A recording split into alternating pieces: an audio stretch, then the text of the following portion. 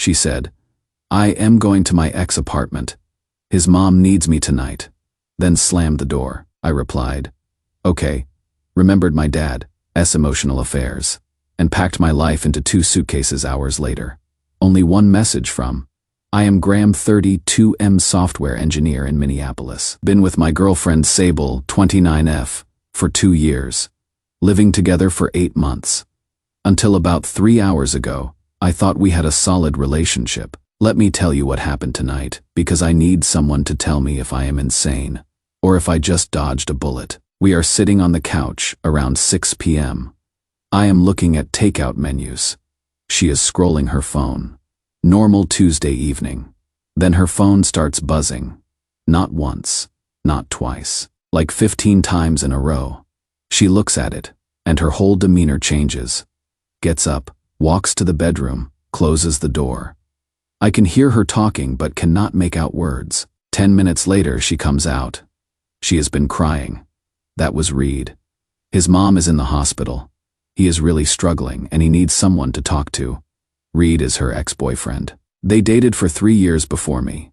He is a sales manager, 34. Supposedly just friends now. I have met him twice at group events. Never liked the vibe but kept my mouth shut. I am sorry to hear that. Is she okay? They don't know yet. He is really scared. He asked if I could come over and talk. He doesn't have anyone else right now. I felt something cold settle in my stomach. Come over where? His apartment. He needs support. Graham. His mom might be dying. And he called his ex-girlfriend of 3 years, instead of literally anyone else. She got that look. The one that says I am about to be the bad guy. He trusts me. We have history. I know his family.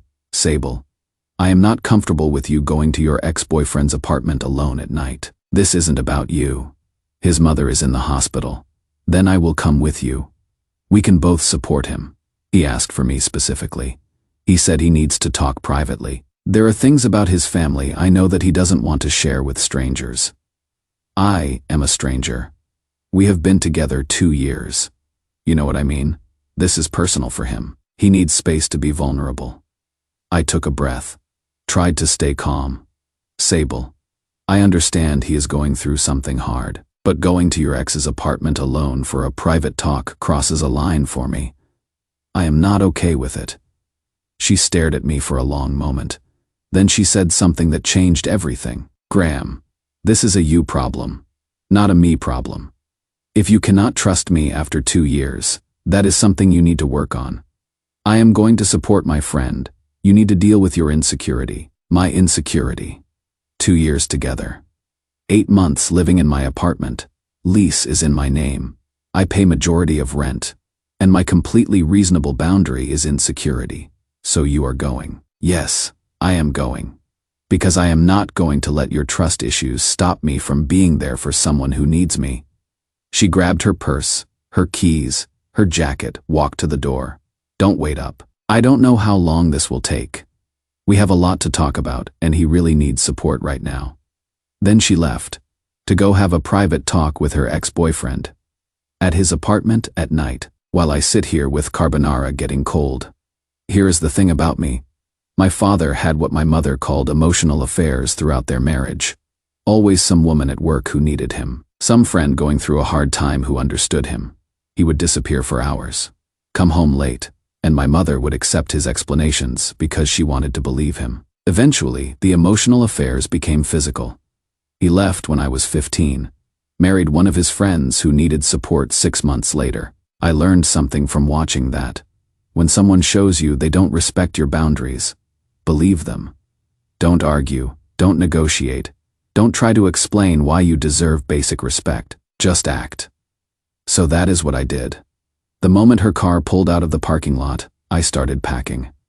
I don't have that much stuff. Clothes fit in 2 suitcases, electronics in a backpack, important documents in a folder, toiletries in a bag. I have always traveled light. Maybe I knew subconsciously this day would come. Took me about 30 minutes to get everything I cared about. Left the furniture. Most of it was here when I moved in, or we bought together. Left the kitchen stuff, the decorations, all the things that made this place ours. Put my key on the counter, right next to the pot of carbonara I had made for her. Drove to my buddy Mike's place.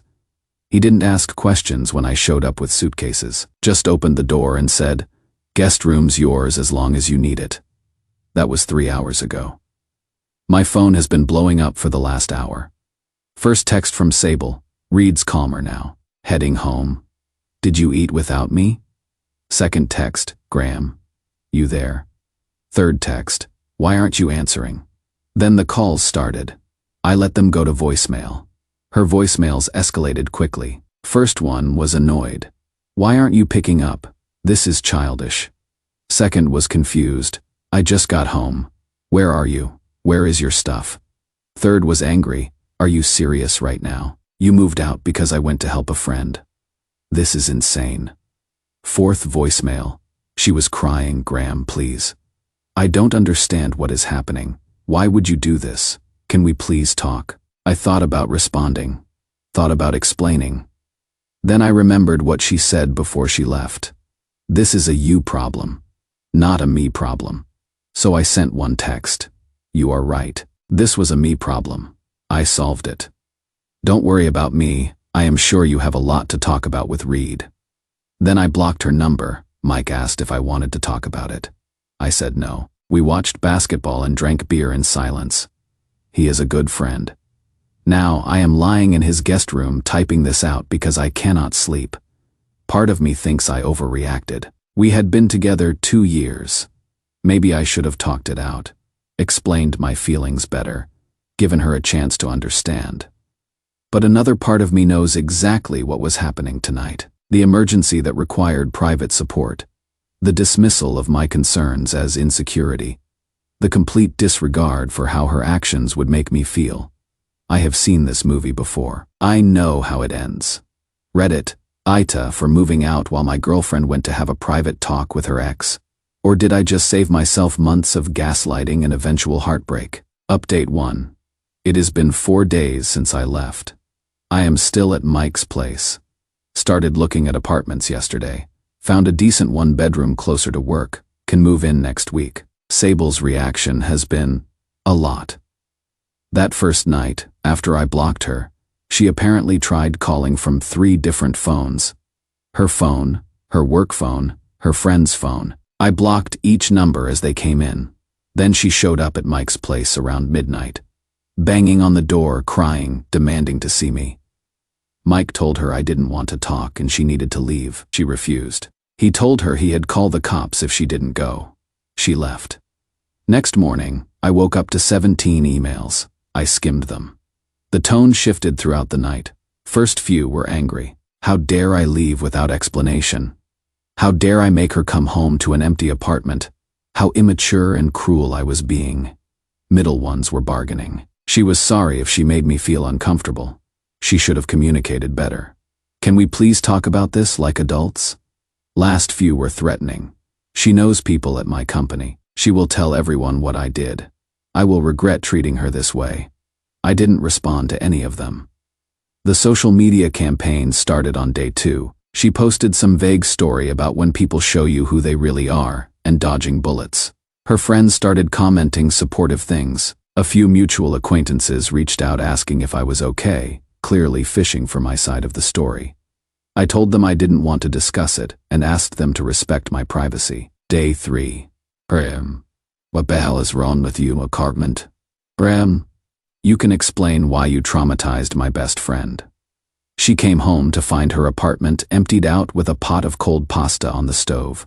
Do you have any idea how cruel that is? Did she tell you why I left? She said you had some jealous meltdown about her helping a friend.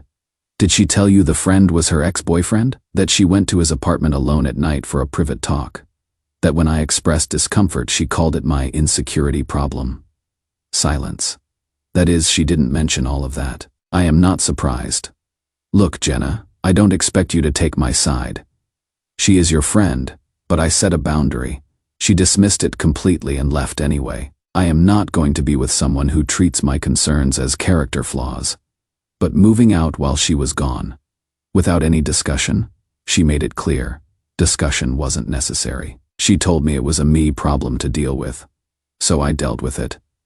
Jenna didn't have much to say after that. She mumbled something about hoping we could work things out and hung up. Day 4. Today, I got a text from an unknown number. It was Reed. Hey man, I don't know what happened between you and Sable, but she is really torn up. I feel bad that my situation caused problem. For what it is worth, nothing happened. We just talked about my mom. Hope you two can work things out. I read it twice. Then I laughed out loud. Nothing happened. The classic reassurance. As if that was ever the point. I wrote back, I appreciate you reaching out. What happens between Sable and me isn't your concern. I wish your mom well. Then I blocked that number too. Mike came home from work and found me on his couch, looking at the text exchange. He read it and shook his head. The ex is texting you now. That is bold, right? He feels bad that his situation caused problems. Let me guess. His mom is miraculously fine now. Haven't heard otherwise. Funny how that works. Mike sat down across from me. You doing okay? This is a lot. I thought about it. Honestly, I feel lighter than I have in months. Like I was carrying something heavy and didn't realize it until I put it down. That is usually a sign you made the right call. The apartment I found is available next Monday. First month and deposit cleaned out my savings, but I will recover. It is a fresh start. New place, new chapter. No more walking on eggshells wondering when the next friend emergency will happen. Some people are telling me I should have communicated better, should have given her a chance to explain, should have worked through my trust issues instead of running away. But here is what I know. I communicated clearly. I said I wasn't comfortable. She dismissed me entirely. There was nothing to work through. She showed me exactly who she was and exactly how much my feelings mattered to her. 0. They mattered 0. So I acted accordingly. Update 2. Short version, best decision I ever made. Long version, after I moved into my new apartment, I went full, no contact. Not just with Sable, with everyone who might be a channel back to her. Unfriended mutual acquaintances on social media. Changed my phone number. Deleted Instagram entirely since she kept making new accounts to view my stories. First 2 months were the hardest. She tried everything. New phone numbers calling and texting, blocked immediately without responding, showing up at my office building. Security handled it after I explained the situation. My company was surprisingly supportive. HR documented everything in case it escalated. Letters mailed to my new address. How she got it, I don't know. I returned them unopened. Friends reaching out on her behalf, asking if I would consider talking. Polite decline, then distance from those friends. Her mom called once, said I was breaking Sable's heart, and asked what kind of man abandoned someone he claimed to love. I thanked her for reaching out and ended the call, blocked that number too. Around month 3, the contact attempts slowed down. By month 4, they would mostly stopped. What did I do with all the energy I wasn't spending on relationship drama? Got promoted. My focus at work improved dramatically once I wasn't constantly anxious about what was happening at home. Lead developer on a new project now, significant pay bump. Started guitar lessons, always wanted to learn, never made time. I practice an hour every evening. Not good yet, but getting better. Hit the gym consistently. Hadn't realized how much I would let myself go trying to keep someone happy who was never going to be satisfied. Reconnected with old friends I had drifted from during the relationship. Turns out when you are not constantly managing a partner's emotional needs, you have time for other people. Started seeing someone new around month 5. Clara. She is a landscape architect. Met her through Mike's wife at a barbecue. We have been on maybe 8 dates, taking it slow. Because I am in no rush, and neither is she. What I noticed with Clara that was different from Sable, when I express a concern, she listens. Actually listens, asks questions, tries to understand. Doesn't immediately flip it into something wrong with me. Last week I mentioned I wasn't comfortable with something small. She had made plans with a male coworker for lunch, without mentioning it until the morning. Nothing suspicious, just felt weird not knowing. Her response. Oh, I am sorry. I should have told you earlier. I will text you when I make lunch plans so you are not surprised. Does that work? That was it. No accusations of insecurity, no lectures about trust, no dismissal of my feelings, just acknowledgement and adjustment. I almost cried. That is how broken my normal meter had become. 3 weeks ago, I got an email from Sable. Long one. She would clearly spent time on it. Said she had been in therapy for 4 months. Said she had done a lot of work understanding why she behaved the way she did. Said she realized now that she had violated my boundaries, and then blamed me for having them. Said she was sorry. Not for how she made me feel, but for what she actually did. Said she understood if I never wanted to talk to her again, but she needed me to know she had changed. Said she would respect whatever I decided. Perfect apology. Hit every note you are supposed to hit, took full responsibility. Made no excuses. I read it 3 times. Then I archived it without responding. Mike asked why I didn't at least acknowledge it. Seems like she is actually trying, he said. Maybe she is. But my response to that isn't words, it is silence. I don't owe her closure. I don't owe her acknowledgement that her therapy is going well. I owe her exactly nothing. Fair enough, Clara asked about my past relationship recently. I gave her the condensed version. She was quiet for a minute, then said, "So you just left while she was gone?" Yes, no big fight, no dramatic confrontation, none. I just removed myself from the situation. She nodded slowly. That is actually kind of terrifying. Why? Because it means if I ever cross a line, you will not argue with me about it. You will just be gone. Would you rather I stay and fight about it? She thought about it. Actually, no. I would rather know that you respect yourself enough to leave if I disrespected you. It keeps me honest. That might be the most mature thing anyone's ever said to me about relationships. Final update. Mike got married. Beautiful ceremony. Reception at a brewery downtown. About 150 guests. I was a groomsman. Clara was my +1. What I didn't know until I arrived, Sable was invited. She went to college with Mike's wife. They are not close anymore, but the invitation went out before everything happened. And apparently she RSVP'd would yes before the breakup. I found out when I saw her across the venue during cocktail hour. She saw me at the same moment. We made eye contact for maybe 2 seconds. Then I turned back to my conversation and continued like nothing happened. She looked different. Thinner, hair shorter.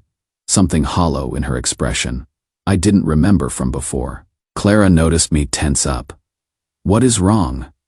My ex is here across the room. Blue dress. Clara looked, then looked back at me. You okay? Yeah, just surprised. It is fine. Want me to be extra girlfriend? Why? To make her jealous? I laughed. I want to pretend she doesn't exist. Can you help me with that? Absolutely. The ceremony was beautiful. During the reception, I focused on being present for Mike. Gave my toast, danced with Clara, caught up with old friends. I was genuinely having a good time. Around 9 p.m., I was at the bar getting drinks when Sable approached. She would clearly been working up the courage all night. Graham. Hi, Sable. I didn't know you would be here. I should have assumed. Mike is your best friend, but it is fine. It is Mike's wedding. We are both here for him. Awkward silence. Did you get my email? The one I sent a few months ago? I did. I meant everything I said. I have done a lot of work. I understand now why you left. I was completely wrong about everything. I appreciate you saying that. More silence. She was waiting for something. Forgiveness. Maybe. Acknowledgement. Some sign that her apology had landed, that she had been absolved. I didn't give it to her. Is that your girlfriend? The one in the green dress? Yes, Clara. She is pretty. You look happy. I am happy. Sable's eyes got wet. I am glad. I really am. I wanted you to know that I understand now, what I did, how I treated you. The thing with Reed was wrong from the start, and I should have listened when you said you weren't comfortable. Okay, that is it. Just okay. What do you want me to say, Sable? That I forgive you. I don't hold anything against you. I don't think about you. I have moved on. What happened between us was a lesson I needed to learn, and I learned it.